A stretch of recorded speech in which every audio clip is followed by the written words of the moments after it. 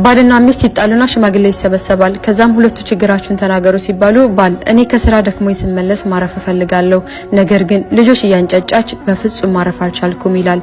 ሽማግሌዎቹም ሌላ ሰው ይሉታል። እኔ ከስራ ስመለስ ልጅ ያስተለኛለች፣ ወጥ ትሰራለች፣ የልጅ ወተት ታፈላለች፣ ምን አለ ሳልመጣ ጨርሳ ብትጠብቀኝ ተቀምጣ የዋለች ይላል በንዴት። ሚስትም በሰዎች ፊት ከዚህ በኋላ በፍጹም አንረብሽውም ብላ ይቅርታ ስለጠየቀች ሽማግሌዎቹም ትተዋቸው ይሄዳሉ። በነጋታው ሚስት ልጆቿን ይዛ እናቷ ቤት ሄደች። ከስራ ሲመጣ ቤቱ ተቆልፏል። ልክ ከፍቶ ሲገባ ቤቱ እጅግ ይቀዘቅዛል። ከሰል ለማቀጣጠል ቢሞክርም እምቢ ያለው ልብሱን ደራርቦ ሚስት ሰርታ የነበረውን ጠራርጎ በላ። ዝምታው ሲጨንቀው ቲቪ ከፍቶ ለማየት ሞከረ። ግን የለመደው የልጆቹ ድምጽ ናፈቀው። እናም እየከፋው ተኛ። ጧት ሲነሳ ያ የሚጣፍጠው ቁርስና የሚወደው የሚስቱ ፈገግታ የለም። ከፋው። ፊቱን ታጥቦ ወደ ስራ ሄደ። ቁርሱንም ውጭ በላ፣ ግን አላረካውም። ቀኑ እንደከበደው ዋለ። ስልኩን ቢያይም አልደወለችለትም።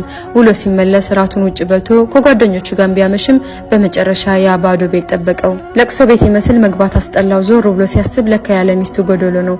ለካ ልጆቹ ረባሾቹ ሳይሆኑ አጫዋቾቹና የመንፈስ እርካታም ነበሩ። ከዛ በኋላ በእጅ ያዙት ወርቅ ሆናችሁብኝ፣ ጥቅማችሁን ስላልተረዳሁ በጣም በድያችኋለሁ፣ እባክሽ ይቅር በይኝ ውዷ ሚስቴ ብሎ በሽማግሌዎች ታረቀና በሰላም ይኖሩ ጀመር። ያኒ بالአኺር መልእክቱ ሚስቶች ሸክሞች ሳይሆኑ የቤት ተሸካሚዎች፣ ሰራተኞችና አስተዳዳሪዎች ናቸው። ልጆችም የቤት ሁከት ፈጣሪዎች ሳይሆኑ ደስታና ሙቀት ፈጣሪዎችም ናቸው። ስለዚህ ደስታ የሚሰጠንን ነገር ከማጣታችን በፊት ቀድመን ለይተን እንወቀው፣ ተገቢውን ቦታ እንስጠው ለማለት ያክል ነው። ወሰላሙ አለይኩም።